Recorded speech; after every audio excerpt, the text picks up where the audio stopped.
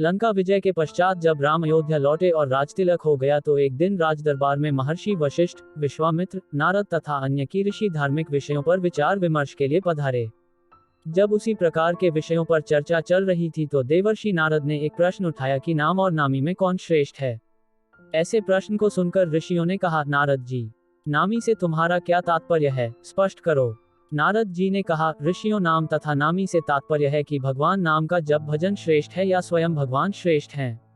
नारद जी की बात सुनकर ऋषियों ने हंसकर कहा, अरे नारद, तुमने यह कैसे बच्चों जैसा प्रश्न किया है। निश्चय ही भगवान श्रेष्ठ हैं क्योंकि उन्हीं के नाम का तो जप किया जाता है। नारद ने कहा, नहीं, आपकी यह धारणा ठीक नहीं है। मेरे विचार से भगवान से बढ़कर उनका नाम है। भक्त को भगवान के नाम के जप से ही शक्ति मिलती है, क्योंकि नाम के भजन के बिना भगवान कहाँ कृपा करते हैं। पर यह बात सबने आसानी से स्वीकार नहीं की तो नारद ने कहा, अपने मत की प्रतिष्ठा के लिए मैं इसे उचित समय पर प्रमाणित करूंगा। इसके कुछ देर बाद राजदरबार स्थगित हो गया। हनुमान उस दिन दरबार में उपस्थित नहीं थे, इसलिए हनुमान को इस विवाद के बारे में कुछ नहीं पता था।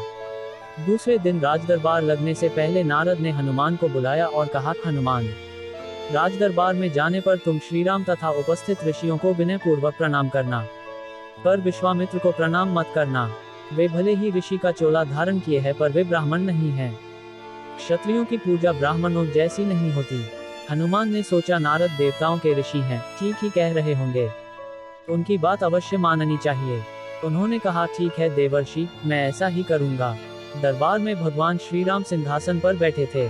मंत्री तथा ऋषि आदि भी अपने अपने आसन पर विराजमान थे। थोड़ी ही देर में हनुमान जी आए। भगवान श्रीराम के चरणों में प्रणाम किया, फिर ऋषियों का चरण स्पर्श कर प्रणाम किया, फिर उन्हीं के बीच बैठे विश्वामित्र को न तो उन्होंने प्रणाम किया और न किसी प्रकार का आदर भाव दिखाया। हनुमान के इस व्यवहार से विश्वामित्र ने अपने को बड़ा अपमानित समझा। वे राजा तथा ऋषियों के बीच इस प्रकार अपनी उपेक्षा था अपमान को सहन न कर सके। तत्काल ही क्रोध में उठ खड़े हुए और श्रीराम से बोले, श्रीराम, तुमने अपने इस मुनहलगे सेवक की धृष्टता देखी। भरे दरबार में इसने किस प्रकार मेरी उपेक्षा की तथा उद्धत भाव से मेरा अपमान किया। श्रीराम ने कहा, गुरुदेव शांत हो जाए, मैं हनुमान से इस धृष्टता का कारण पूछूंगा। विश्वामित्र का क्रोध शांत नहीं हुआ। उन्होंने कहा, यह तो आपने प्रत्यक्ष देखा, पूछने की क्या आवश्यकता है। अस्त्र शस्त्र के क्षेत्र में मैं तुम्हारा गुरु रहा हूँ। यह गुरु आज्ञा है, इसे दंड दीजिए। नारद ने भी विश्वामित्र की हाँ में हाँ मिलाई तथा कहा, भगवान विश्वामित्र ठीक कहते हैं। हनुमान ने इनका प्रत्यक्ष अपमान किया है। आपके उदंड सेवक को दंड मिलना चाहिए। नारद की बात सुनकर हनुमान असमंजस में पड़ गए। भरे दरबार में अपनी स्थिति देखकर कुछ बोल तो न सके, पर सोचने लग गए कि जिस नारद के कहने से मैंने ऐसा किया, वे नारद अब मेरा बचाव न करके मुझे दंड देने की बात में सहमति जता रहे हैं। नारद का यह चरित्र समझ में नहीं आता। इधर की उधर लगाना और दो लोगों के बीच भ्रम पैदा करके उन्हें लड़ने में इन्हें कौन सा आनंद आता है। भले काम को बिगाड़ने वाला यह कैसे ऋषि है। भगवान श्रीराम किसी प्रकार की दंड की घोषणा करते इससे पहले ही नारद ने कहा, भगवान इस संबंध में शांत भाव से विचार कर कल दंड दीजिएगा। उत्तेजित अवस्था में अभी इस समय हनुमान को दंड देना उचित नहीं। सबने इस सुझाव को स्वीकार किया और सभा स्थगित हो गई। रात को हनुमान नारद के आश्रम में आए और कहा, देवर्षि, आप यह कौन सा खेल खेल रहे हैं। मेरा वध कराकर आपको क्या मिलेगा। मैंने तो जो कुछ अभिनय किया वह आपकी आज्ञा से ही किया था। नारद हंसकर कहा, हनुमान निराश मत हो, चिंता मत करो। मेरे कहने से तुमने जो किया है उसके लिए दिए जाने दंड से तुम्हारा कुछ नहीं बिगड़ेगा। तुम्हें दंड मिलेगा पर तुम्हारा बाल भी बांका नहीं होगा। मैं जैसा कहता हूँ बस वैसा ही कल करना।